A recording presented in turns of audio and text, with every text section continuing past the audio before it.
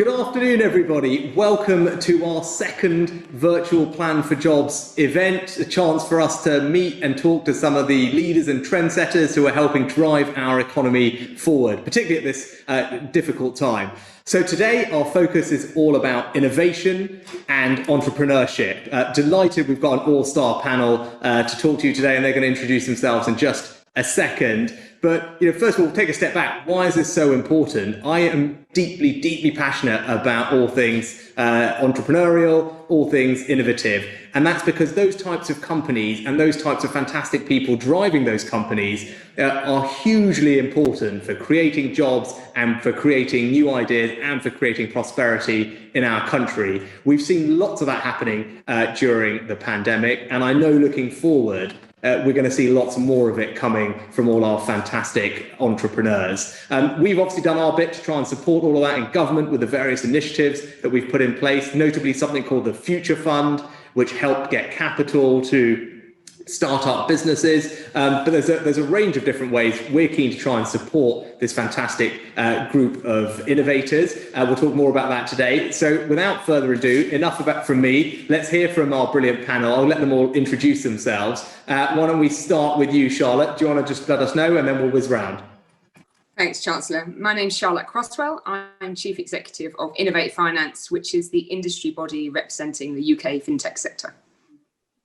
Fantastic. Who have we got next? Tom.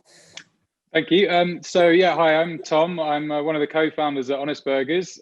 We started our business back in 2008, 2009-ish with a £5,000. We bought a marquee, a grill and a fryer. And we started serving burgers at weddings and food festivals and anyone that would have us, really. And fast forward 10 years, we're now a national burger chain.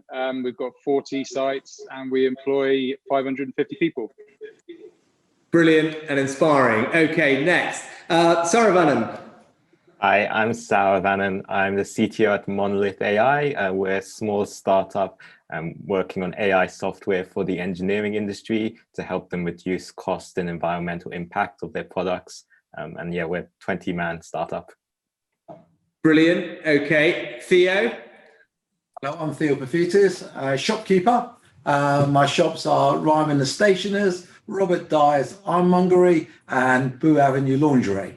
And when I'm not shopkeeping, I'm an entrepreneur as well, investing in other businesses. And now and again, I'm on this TV show called Dragon's Den, which I've loved doing for the last, 12 years. Brilliant. No introduction necessary. Okay. And then Melissa. Hi, I'm Melissa Ranger. I also work at Monolith AI. I am the People and Culture Manager there. I joined in October, so during the lockdown and everything. So it's been a fantastic ride so far. I'm really happy to be here.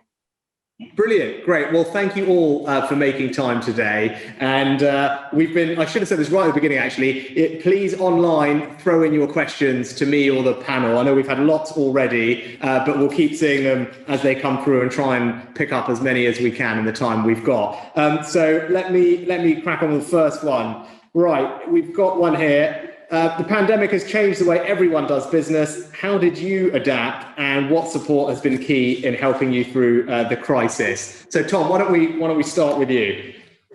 Okay, yeah, big question. We to begin with, we had the first issue we had tons of food.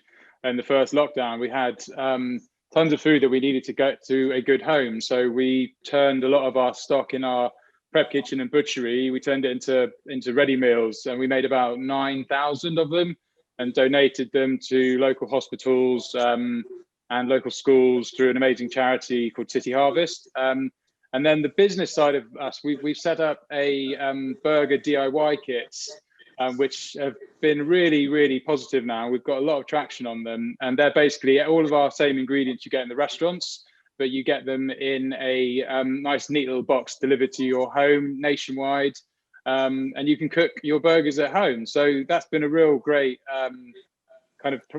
sort of new project that's come out of lockdown. And then we've really had to adapt to our restaurants being delivery only, which is not something I'd ever thought I would say. And it's been a real challenge to keep our guys motivated, because they're, you go into hospitality because you love human interaction, you love chatting to people, and you love that kind of energy you get. So to go into a delivery only business has been difficult, but one that we're obviously very grateful to have in these difficult times.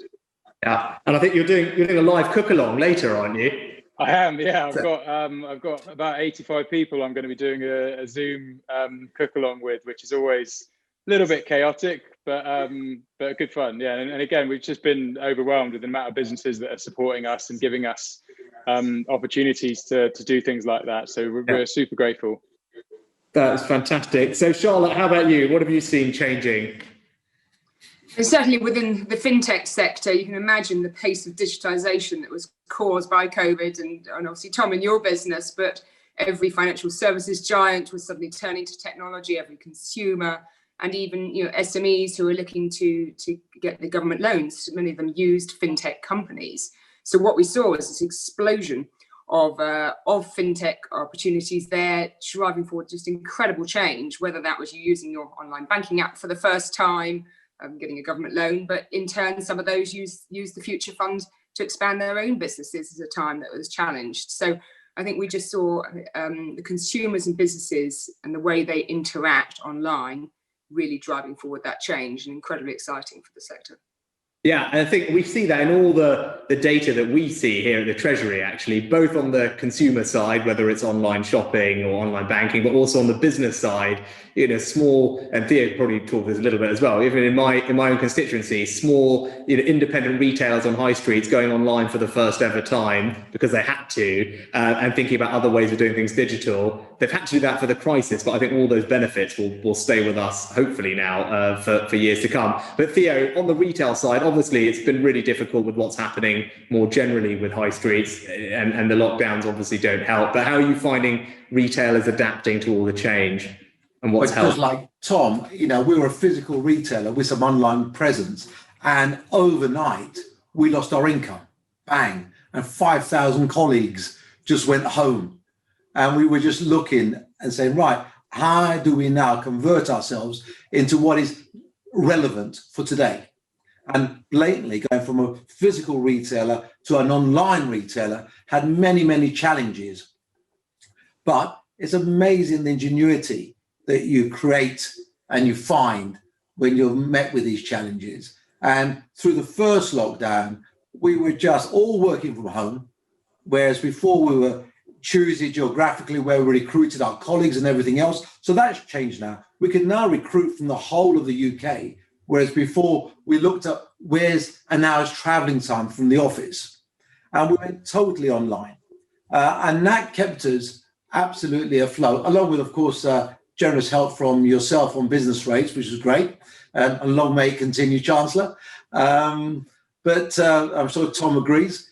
We're now focused very much to what has been a 5-year acceleration, at least, of the adoption of online by the consumer. And that will not go away.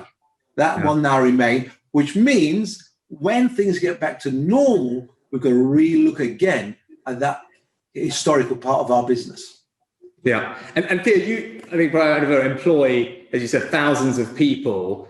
What has it been like at times when obviously they couldn't go to work? I don't know if you've used the furlough scheme, or how have you managed to just keep your employee base intact and motivated through this crisis? Have the schemes helped? How have you protected those people's jobs best you can in difficult circumstances? Well, no question. Without the furlough scheme, we would have had to make wholesale redundancies. And I do mean thousands upon thousands. That allowed us to actually retain our workforce. So when we actually opened again, we could hit the ground running, even with the difficulties that obviously you get, because footfall is still considerably down. So the furlough scheme allowed us to retain our colleagues and not go through mass redundancies. In fact, hardly any at all, and retain our colleagues. The business rates allowed us to maintain our physical stores, which hopefully will allow us to get back to where we were when things return back to normal. Fantastic.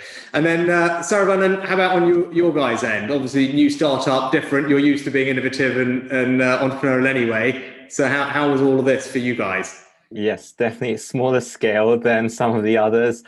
But even so, 20 people, you don't want to make any redundancies. The startup's obviously low on cash as it is. So this made it particularly difficult. We're quite reliant on industries like aerospace, automotive, which of course both heavily hit.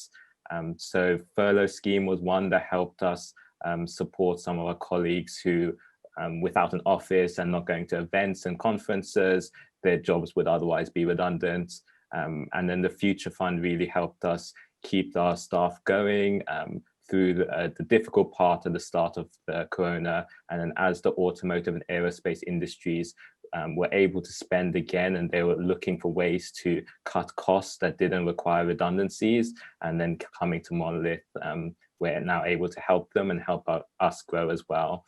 So really having that Future Fund to get through the difficult first few months when business was at all-time low really helped us see it through, and now we're able to pay that back and continue to hire more people and give more jobs. Oh, that's fantastic to hear, and brilliant how you're now using your technology to help companies in these challenged sectors, improve their productivity and keep their people employed as well. And that's absolutely great. So next questions come in for fantastic, quick answers for these. If you were thinking of starting a business, what's the one piece of advice you would give? Tom, do you want to have a stab at that, and then we'll go to Theo? Don't let yourself talk yourself out of it. Is my only kind of not very eloquent piece of advice, but it's one of the best things that Phil and I did when we set up Honest Eating Company, which prior to that, and Dorian came along. We just went for it. We didn't hold back. We weren't afraid. We were obviously quite young and potentially a little bit naive, but we went for it wholeheartedly. We put everything into it, and we did something that we were passionate about, something we loved, and that makes it a lot easier. So yeah, just you've got to take that first step, and then the rest is easy. That's not true at all.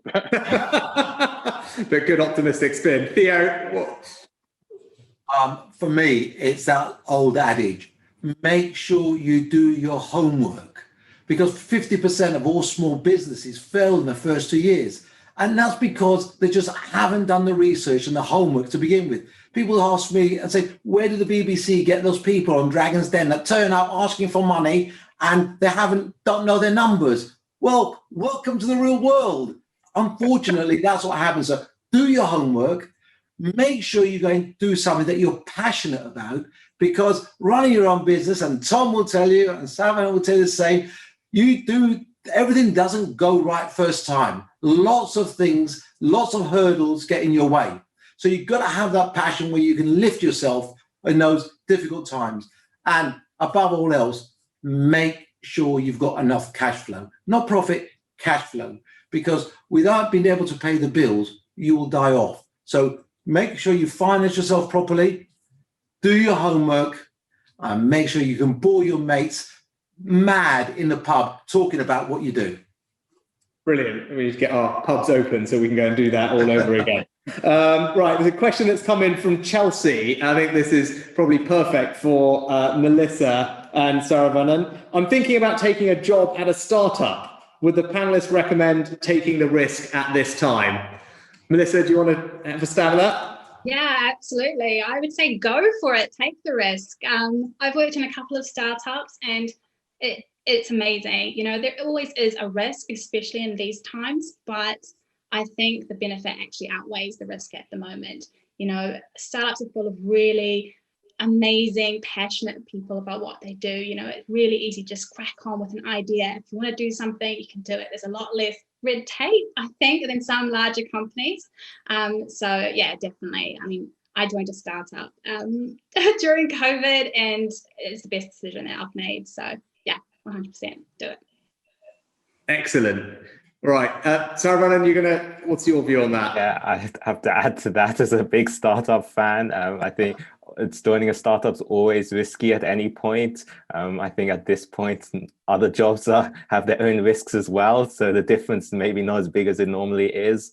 But yes, startups are still alive and kicking, and also innovative. So just building new opportunities, new types of jobs are appearing. And so to stay ahead of the curve in kind of as the world is changing, a startup is a great place to learn new skills and adapt. Brilliant. We've got another question in from Jonathan, who's just on the call. He runs an e-commerce business which specializes in outdoor building materials, which started from his parents' driveway. And his question, and maybe Charlotte, this is a good one for you. What's your advice on the best way to get investors on board, but not only just for funding, but also how do you go about finding good mentors and mentoring? It's a great question. In fact, if I would have one, my piece of advice would be find some great mentors.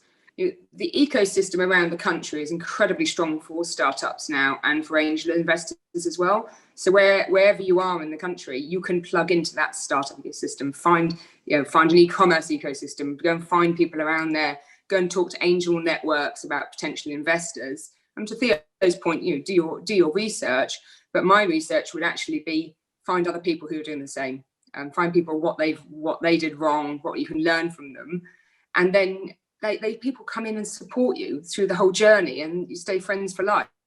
But there's so much help out there, either from those really early stage investors or other startup entrepreneurs who really want to help the next set come through. It's not a competition. People are very, very willing to give advice and help.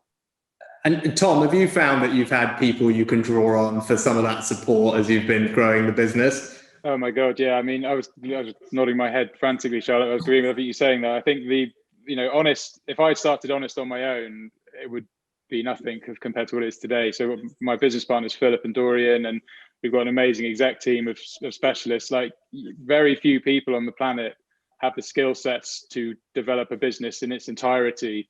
And you need to know your limits, and you need to know what you're good at and what you're not good at, and admit that, and don't kind of go down with the ship. You need to bring on the right people. And food is my passion, and that's what I kind of deal with. But Philip is more of an operator, so that kind of partnership works really well for us. So yeah, I wouldn't certainly if you're going into a food business, it's very stressful, long hours, and it's incredible, but it does take its toll on you. And to be able to spread that stress and that workload across people and people you trust, and obviously good ways to get trust is to give equity to people if you think they're the right people, and partnerships and co-founding, things like that. I thoroughly recommend it, because I don't think I would have got honest off the ground on my own, but I know I wouldn't have. So yeah. No, I mean, the power of teamwork and good partnerships is massively, yeah. Theo, this is a very good one for you. A question from Robert, who's watching live. He says, how do you create a culture of innovation in an organization that currently has a culture of playing it safe? Well, sadly, that's exactly what COVID has done. Because where we held on to things because we were safe and we didn't want to change things because historically it always worked for us, COVID has, for all of us, made us look at things in a different way. And the lessons that we have learned, every business person I've spoken to has said exactly the same thing. Their business will never be the same again because they have learned from the way we've had to adapt, innovate, change things during this unprecedented event. And hopefully it will never happen again. But I am positive that UK business will come out of this far more leaner and more efficient. Let's not say it won't be painful. It has been painful, but we'll be smarter for it afterwards. Yeah, it's taking what we've all had to experience difficult things, and it's trying to find some of the silver linings in that, and what can we take and make into a positive going forward.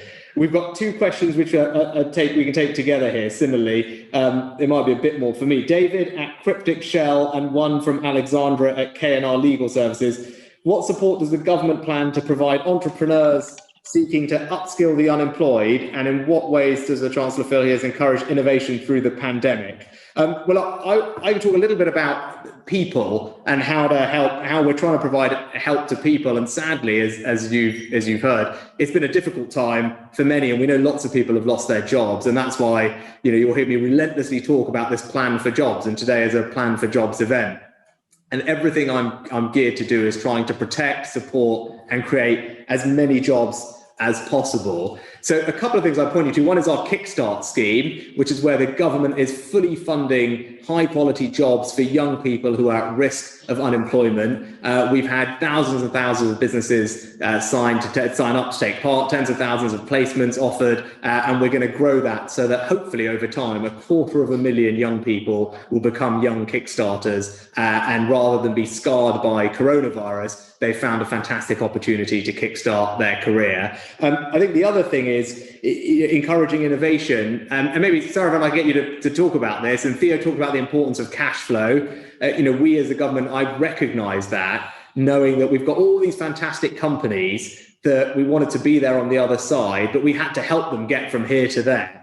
And lots of private investors were maybe going to withdraw from the market during the crisis. So we wanted to step in and say, look, we want to help provide some capital for some of these innovative businesses, but do so in a way that means the taxpayer, because ultimately it's your money we're using, is protected best we can. And we're going to try and get a good return on that cash. And it's going to the right types of businesses. And we created something called the Future Fund to do exactly that. And I don't know, Sarah, if you want to talk about your experience, I know you guys at Monolith benefited from that fund, and how did it work? How did you find the process? What exactly did you get out of it?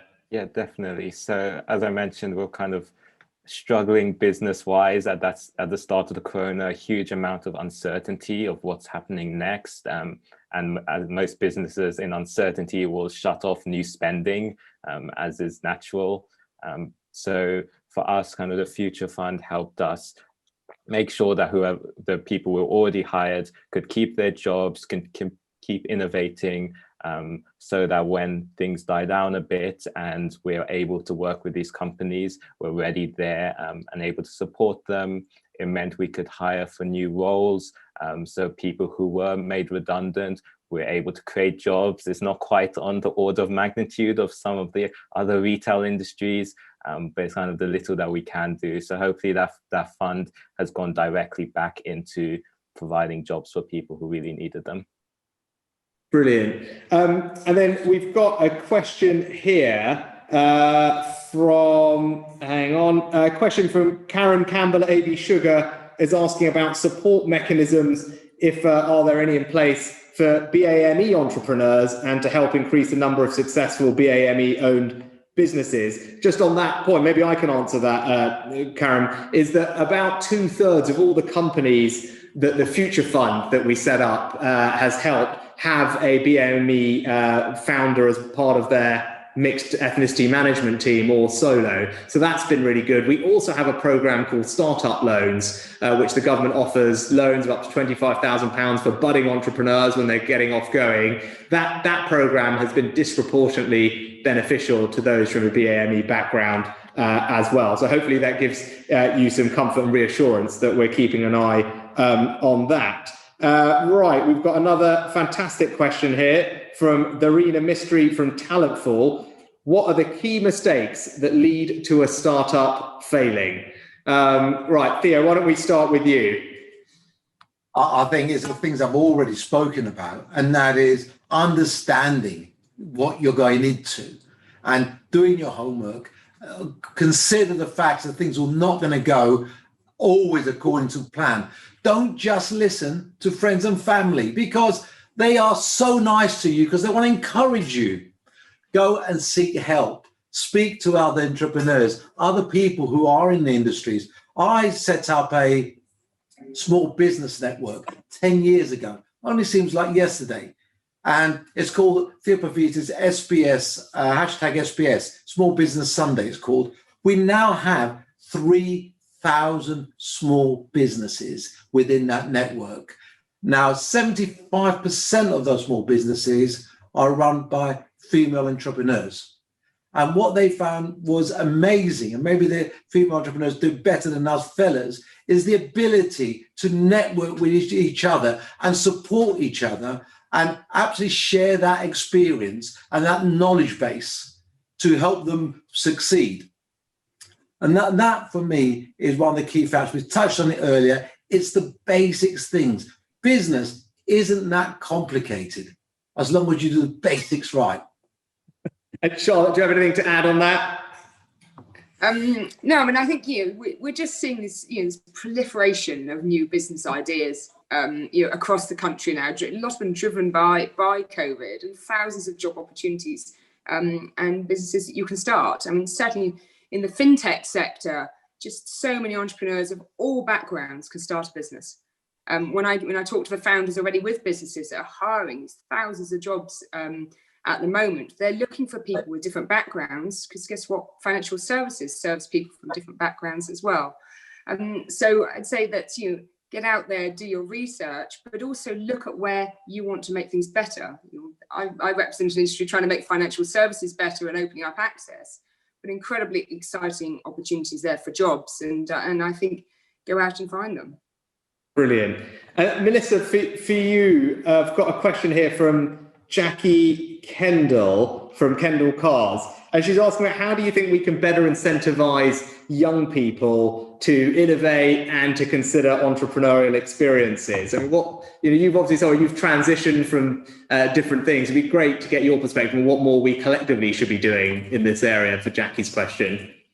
Yeah, I think it's really important for young people to kind of be supported in their dreams and their goals and what they want to do. I think, back in the day, there was kind of only set paths into your career. People stayed at companies for, 20, 30 years and things. But, young people, they've got these amazing ideas and dreams and business ideas, and they want to start them. So I think what everyone was saying before on, mentorship, I think business is offering that, internships as well, really honing that creativity from people, rather than trying to maybe not fit them in a box, if that makes sense. Finding out what makes people tick and then encouraging that and giving them that support as well. I think that's really key. Brilliant. And I think we are almost out of time. So let's make this the last question. And here we've got a question from Andrea Richards at Expedient Recruitment, who's watching the live stream. It's a good general one to end on. How do all of you think about the outlook for new businesses post the pandemic? And, what do you think, where do you think the great opportunities are for growth in our economy? Why don't we just whiz round and get a quick optimistic note to end on from everyone? Sarah Vannan, why don't we start with you? Slightly biased here. Obviously, digitalization is a big aspect of all companies, and so adapting to that and finding new jobs or moving new jobs can often be a way to kickstart a new career. Brilliant. Tom, I know you're going to just be excited to have your restaurants open and have us all back in there eating rather than watching you on our iPads. But what are you excited about and optimistic about? Well, I'm hoping that we've all got a huge amount of pent up kind of excitement to go to your local restaurant and support your local restaurant and see your friends and see your family and all these things we've been dyingly missing so much over the last 12 months. So I really hope that's the case. And yeah, honest is just, we can't wait to open our doors to all of our loyal customers. Yeah, I mean, I talk a lot about hospitality when I'm in Parliament and giving interviews. From an economy perspective, it's such an important part of our economy. 2 million people who are employed in that sector, and they're disproportionately younger, less well paid women. So as a matter of social justice, I think it's really critical that we try and do what we can to support the industry. But also, as you said, Tom, it's part of the vibrancy of our communities, right? It's what makes life partly worth living, brings our towns, villages to life. And I know we're all itching for it. It's such an incredible industry. I'm obviously as biased as anyone could be really about it, but for me, it's a platform for a lot of people. For other people like myself, it's a lifelong career. But hospitality can be anyone's first job, and it can boost your confidence. I got my first job when I was 14 as a glass collector in a local pub, and I felt so much more confident just speaking to grown-ups, back then, and developing my people skills and learning how to talk to people in different environments and deal with the public is a real skill set to have. So I think the hospitality industry has such a great place in our hearts for developing people in our industry, or to grow into other industries as well. One of my first jobs too, long nights that were hard. Right, let's go very rapidly from getting hurried out. I didn't get to talk to many people at first. I was just clearing things up. But anyway, wasn't trusted as much as you were. Melissa, very briefly, Melissa, Charlotte, and Theo. What are you optimistic about for the future? Where's the growth going to come from? Yeah, I'm really excited for 2021. We doubled in size last year, so we're 10 to 20 because of future funds. So now that I'm in the business and we're hiring this year, I'm looking to hopefully double in size, maybe fingers crossed. So yeah, and see everyone face to face as well when we can. Brilliant. Charlotte, obviously you were talking about fintech. It's a big part. We're very good at it in this country. It's something we should all be very proud of. But where do you see the growth opportunities going forward? My message would be, you don't think of financial services as walking into a bank anymore. Think of financial services as one of the most innovative sectors that's reforming itself at the moment and changing and creating jobs that we would never have imagined 10, 12 years ago post the financial crisis. So if you want to be an entrepreneur in this sector, whether it's e-commerce, whether it's savings, whether it's helping people with their pensions or getting new businesses loans, there are roles in fintech, and those are outside of London. Those aren't just London, they're all over the country.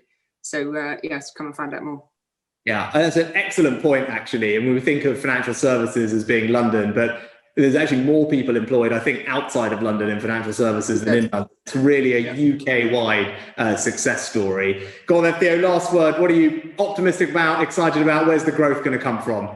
Well, wherever there's disruption, there's opportunity. And so I think our recovery is going to be entrepreneur-led because they can move quicker, they react quicker, and I'm just saying to everybody, don't just lay in that bath looking for that eureka moment before you start a new business, or you'll shrivel up. You don't have to have an original idea.